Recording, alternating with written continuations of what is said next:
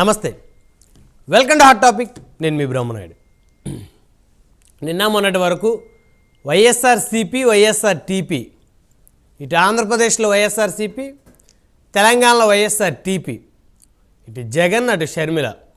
అయితే ఇప్పుడు ఒకే వరలో రెండు కత్తులు ఇమిడే పరిస్థితి ఉంటుందా? వైఎస్ఆర్ అభిమానులు ఎటువైపు, వైఎస్ఆర్ కుటుంబీకులు ఎటువైపు, ప్రత్యేకించి వైఎస్ఆర్ సతీమణి వైఎస్ విజయమ్మ ఎవరి వైపు నిలవనున్నారు? అసలు విజయమ్మ రాజకీయాలు పూర్తిగా వదిలేశారా? రాజకీయాలు పూర్తిగా వదిలేస్తే వైఎస్ షర్మిలతో కలిసి ఎందుకు విజయమ్మ ప్రయాణం చేశారు? తెలంగాణ రాష్ట్రంలో వైఎస్ఆర్టీపీ పెట్టిన తర్వాత వైఎస్ షర్మిలతో విజయమ్మ ఎందుకు ప్రయాణం చేయాల్సి వచ్చింది? ఇప్పుడు నేను రాజకీయాలు వదిలేశాను అంటే ప్రజలు నమ్మే పరిస్థితి ఉంటుందా? వైఎస్ఆర్ అభిమానులు విశ్వసించేటువంటి పరిస్థితి ఉంటుందా? సో వైఎస్ షర్మిల కాంగ్రెస్ పార్టీలో చేరిన తర్వాత, కాంగ్రెస్ పార్టీలో చేరకముందు రెండు పర్యాలను గమనిస్తే రాజశేఖర్ రెడ్డి మరణానికి కాంగ్రెస్కి కారణం ఉందంటూ గతంలో అనేక ఆరోపణలు వచ్చినటువంటి మాట వాస్తవం. సాక్షాత్తు వైఎస్ఆర్ కుటుంబీకులందరూ కూడా వైఎస్ఆర్ మరణం తర్వాత ఆయన పేరును ఎఫ్ఐఆర్లో చేర్చడం వెనుక కాంగ్రెస్ పార్టీ పెద్దల హస్తం ఉందన్నారు. జగన్మోహన్ రెడ్డి గారు అరెస్ట్ వెనుక కూడా కాంగ్రెస్ పార్టీ పెద్దల హస్తం ఉందన్నారు. మరి ఢిల్లీని ఢీ కొట్టారు జగన్మోహన్ రెడ్డి గారు అని చెప్పేసి రకరకాలుగా ఎలివేషన్లు ఇచ్చిన పరిస్థితి ఉంది. మరి ఇప్పుడు ఏం చెప్తారు? సాక్షాత్ షర్మిల గారు ఇప్పుడు ఏం చెప్తారు? మరి ఇటీవల కాలంలోనే ఇడుపులపాయలో ఒక ప్రెస్ మీట్ పెట్టి రాజశేఖర రెడ్డి గారి పేరు ఎఫ్ఐఆర్లో చేర్చడం వెనక అసలు నిజంగా సోనియా గాంధీ గారికి తెలియదు అన్నారు. తెలిసింటే అలాంటి పని జరిగేది కాదు, అలాంటి పరిస్థితి వచ్చేది కాదని షర్మిల గారు చెప్పారు. కానీ ఎక్కడ కూడా తన సోదరుడు జగన్మోహన్ రెడ్డి మీద కేసులు ఎఫ్ఐఆర్లు నమోదవటం వెనక, సిబిఐ విచారణ వెనక కాంగ్రెస్ పార్టీ లేదు అని చెప్పలేదు, ఉంది అని చెప్పలేదు. కానీ ఇప్పుడు చెప్పాల్సినటువంటి పరిస్థితి. మరి ఇప్పుడు ప్రజల్లో ఏం చెప్తారు? ప్రభుత్వ వ్యతిరేకతను ఏ విధంగా వైఎస్ షర్మిల ఆంధ్రప్రదేశ్లో ఎండగడతారు? మరి అనేకమైనటువంటి వైఫల్యాలు ఏదైతే ప్రభుత్వం చెందిందో మరి వాటి మీద ఏ విధంగా ఎండగడతారు? మరి రాజన్న రాజ్యం తీసుకురావడం కోసమే తెలంగాణలో వైఎస్ఆర్టీపీ పెట్టే అన్నారు. మరి ఇప్పుడు ఆంధ్రప్రదేశ్లో రాజన్న రాజ్యం ఉందా లేదా?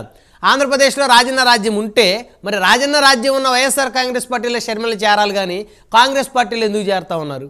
ఎందుకు జాయిన్ అయ్యారు కాంగ్రెస్లో? అంటే వైఎస్ఆర్ కాంగ్రెస్ పార్టీ రాజన్న రాజ్యాన్ని ఇంప్లిమెంట్ చేయలేదు అంటే షర్మిల గారి దృష్టిలో ఇది రావణ రాజ్యం, లేకపోతే రాక్షస రాజ్యం, ఇంకోటి ఏదైనా అయ్యుండొచ్చు ఆవిడ దృష్టిలో. ఎందుకంటే ఆవిడ దృష్టిలో రాజన్న రాజ్యం అయితే ఖచ్చితంగా ఆవిడ వైఎస్ఆర్సీపీలోనే ఉండేది. మొత్తానికి అధికార పార్టీ వైఫల్యాన్ని, తన సోదరుడి వైఫల్యాన్ని ఏ విధంగా షర్మిల ఎండగడతారు? అదేవిధంగా తన బాబాయ్ వివేకానంద రెడ్డి హత్య కేసుకు సంబంధించి మరి ఏ విధంగా షర్మిల పోరాటం చేస్తారు అనేటువంటి అంశాలన్నీ చర్చిద్దాం. ఇదే వాళ్ళ హాట్ టాపిక్లో మనతో పాల్గొనడం కోసం ఎస్వి బాబు గారు, జనసేన పార్టీ నాయకులు మనతోటి స్టూడియోలో అందుబాటులో ఉన్నారు. అదేవిధంగా హనుమంత్ రెడ్డి గారు, వైఎస్ఆర్ కాంగ్రెస్ పార్టీ సీనియర్ నాయకులు మనతోటి జూమ్ కాల్ అందుబాటులో ఉన్నారు. అదేవిధంగా సజ్జా అజయ్ గారు, తెలుగుదేశం పార్టీ నాయకులు మనతోటి మరికొద్దిసేపట్లో జూమ్ కాల్లో జాయిన్ అవుతారు. రైట్, ముందుగా ఎస్వి బాబు గారితో మాట్లాడదాం, జనసేన పార్టీ నాయకులు. బాబు గారు, గుడ్ మార్నింగ్ అండి. బ్రహ్మనాయుడు గారు, మీకు, ప్రైమ్ లైన్ ప్రేక్షకులకు, ప్యానెల్లో ఉన్న పెద్దలకు శుభోదయం. బాబు గారు, వైఎస్ విజయమ్మ ఇప్పుడు ఎటు, కొడుకు వైపా కూతురు వైపా? ఎందుకంటే వైఎస్ విజయలక్ష్మి గారు అంటే తెలుగు రాష్ట్రాల ప్రజలకు ఒక ప్రత్యేకమైన గౌరవం. రాజశేఖర రెడ్డి గారి సత్యమణిగా, రాజశేఖర రెడ్డి గారి మరణానంతరం ఆవిడ కొన్నాళ్ళు యాక్టివ్ పాలిటిక్స్లో ఉన్నారు. ఎంపీగా పోటీ చేసి దురదృష్టవశాత్తు ఓటమి చెందారు.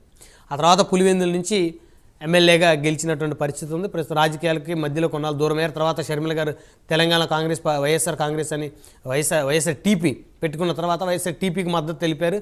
ఆవిడతో కొంతకాలం ప్రయాణం చేశారు. మరి ఇప్పుడు ఆవిడ ఇటు ప్రయాణం చేస్తారు. షర్మిల గారు మళ్ళీ కాంగ్రెస్ పార్టీలో జాయిన్ అయ్యి ఆంధ్రప్రదేశ్లో యాక్టివ్ అయిపోతున్నారు. ఇప్పుడు విజయలక్ష్మి గారు వచ్చి ఏం చెప్తారు? నా కూతురికి అవకాశం ఉంటే రాజన్న రాజ్యం తీసుకొచ్చేదని చెప్తారా? నా కొడుకు ఫెయిల్ అయ్యాడు కాబట్టి నా కూతురికి అవకాశం ఏమని చెప్తారా?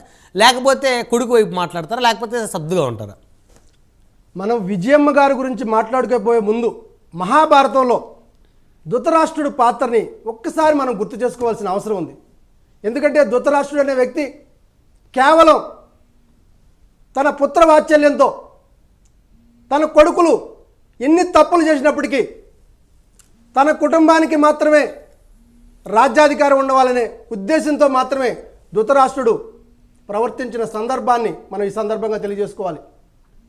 విజయమ్మ గారు రాజశేఖర రెడ్డి గారి మరణానంతరం రాజకీయాల్లోకి వచ్చింది కేవలం ఆంధ్ర రాష్ట్ర ప్రజలకు ప్రయోజనాల కోసం రాలేదు. తన కుమారుణ్ణి ఏదో విధంగా ముఖ్యమంత్రిని చేయాలనే ఉద్దేశంతో పవిత్ర గంధాన్ని చేతిలో పట్టుకుని అనేక అసత్యాలను ప్రచారం చేసి తెలుగు రాష్ట్ర ప్రజలకు అనేక అసత్య ప్రయోజనాలు చేకూరుస్తారని జగన్మోహన్ రెడ్డి గారిని ప్రమోట్ చేసి జగన్మోహన్ రెడ్డి గారు కాంగ్రెస్ ప్రభుత్వం జైల్లోకి పంపింది. నా బిడ్డ కాంగ్రెస్తో ఉంటే ఈ గతి పట్టేది కాదు అని పదే పదే అంటే అప్పటి బొత్స సత్యనారాయణ గారు విజయమ్మ గారిని నిండు సభలో జగన్మోహన్ రెడ్డి దొంగ నేరం చేశాడు, అవినీతి చేసిన వ్యక్తి జైల్లో కాకుండా మరెక్కడ ఉంటాడని ప్రశ్నించిన సందర్భాలు ఉన్నాయి. అవును, ప్రశ్నించిన సందర్భాలు ఉన్నాయి. అలాంటి బొత్స గారు ఈరోజు మంత్రి పాప విజయలక్ష్మి గారికి పార్టీలో స్థానం లేదు. దురదృష్టం కాదు. ఎప్పుడైతే జగన్మోహన్ రెడ్డి గారు ముఖ్యమంత్రి అయ్యారో జగన్మోహన్ రెడ్డి గారు విజయమ్మ గారిని వదిలేశారు. విజయమ్మ గారు ఆంధ్ర రాష్ట్ర ప్రజలను ఆంధ్ర రాష్ట్రాన్ని వదిలేసి వెళ్ళారు. సరే, అక్కడితో ఆగారా అంటే షర్మిల గారు పార్టీ పెట్టారు తెలంగాణలో.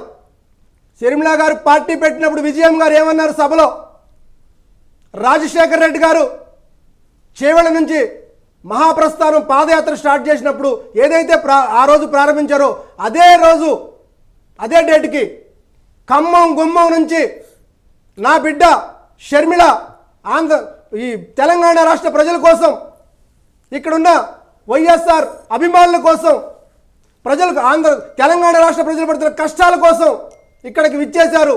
మీరు దీవించండి, నా బిడ్డను మీ చేతుల్లో పెడుతున్నా, నా బిడ్డను మీ బిడ్డగా చూసుకోండి, ఈమె రాజన్న రాజ్యం తీసుకొస్తుందని అనేక చెప్పి ఇవాళ ఈ తెలంగాణ ప్రజలను కూడా మోసం చేసిన పరిస్థితి. మధ్యలో కొన్నిసార్లు విలేకరులు అడిగిన ప్రశ్నల్లో విజయం గారు మాట్లాడుతూ ఆ రాష్ట్రం గురించి ఎందుకమ్మా, ఈ రాష్ట్రంలో ఉన్నాం కాబట్టి ఈ రాష్ట్రం గురించి అడగ, మరి ఇప్పుడు ఇద్దరు కొడుకు కూతురు ఇద్దరు ఆంధ్రప్రదేశ్లో ఉన్నారు, మరి ఇప్పుడు విజయం గారిని అందరూ ఆంధ్రప్రదేశ్ గురించి అడుగుతారు. ముందుగా తెలంగాణ ప్రజలకు విజయం గారు క్షమాపణ చెప్పాలి.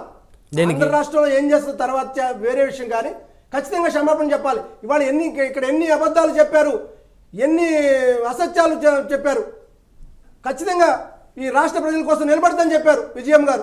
ఎందుకు ఇవాళ విజయం గారు వెళ్ళిపోయినప్పుడు, షర్మిల గారు వెళ్ళిపోయినప్పుడు విజయం గారు ఎందుకు సమాధానం చెప్పడం లేదు? అవును, జగన్మోహన్ రెడ్డి గారు వెళ్ళిపోయారు, ఇక్కడ నిలబడతానని. షర్మిల గారు కూడా ఆంధ్ర రాష్ట్రంలో ఏం చేస్తారని అడుగుతా ఉన్నాను. ఇవాళ కాంగ్రెస్ పార్టీలో జాయిన్ అయ్యి వైఎస్ఆర్ బీమా పథకాన్ని మళ్ళీ రాజీవ్ గాంధీ బీమాని పెడతారా? ఆరోగ్యశ్రీని, వైఎస్ఆర్ ఆరోగ్యశ్రీని రాజీవ్ గాంధీ ఆరోగ్యశ్రీ అని పెడతారా? జగనన్న గోరుముద్దని షర్మిల గోరుముద్దని మారుస్తారా? ఏం ప్రయోజనాలు చేస్తారండి షర్మిల గారు ఆంధ్ర రాష్ట్రానికి పోయి? ఇక్కడ 3000 కిలోమీటర్లు పాదయాత్రలు చేసి అనేక కార్యకర్తలను, అనేక నిరుద్యోగులను తన ఎంట తిప్పుకుని మాయ మాటలు చెప్పి ఇక్కడ తెలంగాణ ప్రజలను, ఎవరైతే తెలంగాణలో తన వెనకాల నడిచిన వాళ్ళను ఘోరంగా మోసం చేసి ఇవాళ ఏ మొహం పెట్టుకుని ఆంధ్ర రాష్ట్రంలో రాజకీయాలు చేస్తారని షర్మిల గారు నేను సూటిగా ప్రశ్నిస్తున్నాను. షర్మిల గారు రాజకీయంగా అనేకసార్లు షర్మిల గారు చెప్పారు, తన తండ్రి మరణానికి కారణం కాంగ్రెస్ పార్టీ అని, కాంగ్రెస్ పార్టీ కుట్ర చేసిందని చెప్పిన సందర్భాలు. మళ్ళీ రీసెంట్గా ఇడుపులపాయలో కూడా చెప్పారు, అంటే సోనియా గాంధీ గారికి అసలు ఏం తెలియదు ఈ విషయాలన్నీ, ఆవిడ ఢిల్లీలో ఉన్నారు కాబట్టి రాజశేఖర రెడ్డి గారి పేరు ఎఫ్ఐఆర్లో నమోదు వెనక కానీ లేకపోతే ఇవన్నీ కూడా ఆవిడకి తెలియదు, ఆవిడకి తెలిస్తే ఇవి జరిగుండే కాదని చెప్పారు. అంటే అప్పట్లో జగన్మోహన్ రెడ్డి గారు అబద్ధం చెప్పారని ఇప్పుడు ప్రజలు అనుకోవాలి. నేను ఒకటే చెప్తున్నానండి, రాజశేఖర రెడ్డి గారి విలువలను, రాజశేఖర రెడ్డి గారి రాజకీయ చతురతను వీళ్ళు వాడుకుని రాజకీయంగా రాజశేఖర రెడ్డి గారు మరణించినా కానీ ఆయన ఆత్మ శోభించే విధంగా ఇవాళ వాళ్ళ ఫ్యామిలీ కుటుంబ సభ్యులు ప్రవర్తిస్తూ ఉన్నారు. గంటకో మాట, ఏ ఎండకా గొడుగు పడతారు, ఏ రోటికాడ ఆ పాట పాడతారు. వీళ్ళు అధికారమే పరమావధి, అధికారం తప్ప మిగతా వీళ్ళకి ఏం అవసరం లేదు. వీళ్ళ రాష్ట్ర విజయమ్మ గారు ఏ రోజైనా ఆంధ్ర రాష్ట్ర ప్రయోజనాల కోసం, ఆంధ్ర రాష్ట్ర ఇబ్బందుల కోసం, ఆడబడ్డల ఇబ్బంది కోసం మాట్లాడిందా? షర్మిల గారు ఒక్కడే కూతురా? సునీత గారి కూతురు కదా? అవును. సొంత బావగారి మరణాన్ని ఏ రోజైనా ప్రస్తావించిందా విజయమ్మ గారు అని నేను అడుగుతా ఉన్నాను. మరిది గారు మరణాన్ని ఏ రోజైనా ప్రస్తావించిందా? సునీత గారిని ఏదైనా ఏ రోజైనా అక్కను చేర్చుకుందా? సునీత గారి గురించి ఏ రోజైనా మాట్లాడిందా? అంటే షర్మిల గారు ఒక్కడే బిడ్డనా? రాజశేఖర రెడ్డి గారికి అత్యంత సన్నిహితులు కదా. ఇప్పుడు బాబు గారు ఒకటి, సునీత గారు కూడా కాంగ్రెస్లో యాక్టివ్ అవుతారేమో షర్మిల గారితో కలిసి. అది ఇప్పుడు సునీత గారు యాక్టివ్ అవుతారా లేదా అనేది ఇప్పుడు మనకు ప్రస్తావన సందర్భం కాదు కనుక మనం మాట్లాడలేదు. ఎవరైనా ఒకటే అంటున్నానండి, ఫైనల్గా కాంగ్రెస్ కానీ ఆంధ్ర రాష్ట్రంలో షర్మిల గారు కానీ సాధించేది శూన్యం. ఎవరైతే ఇప్పుడు ఆల్రెడీ స్టార్ట్ అయ్యారు వైఎస్ఆర్సీపీ నుంచి ఒక్కొక్కరు పోతా ఉన్నారు. ఆ పోయిన వాళ్ళకి ఏదైనా సీట్లు రాని వాళ్ళు మళ్ళా రాజన్న రాజ్యం షర్మిలతోనే సాధ్యం అవుతుందనే ఒక మాట మాట్లాడి ఆ పార్టీలో జాయిన్ అయ్యి బీఫామ్లు పొందడానికి కాంగ్రెస్ పార్టీ కానీ షర్మిల గారి నాయకత్వం కానీ ఉపయోగపడుతుంది తప్ప దానివల్ల మిగతా ప్రయోజనాలు అయితే శూన్యమని నేను చెప్తా ఉన్నాను.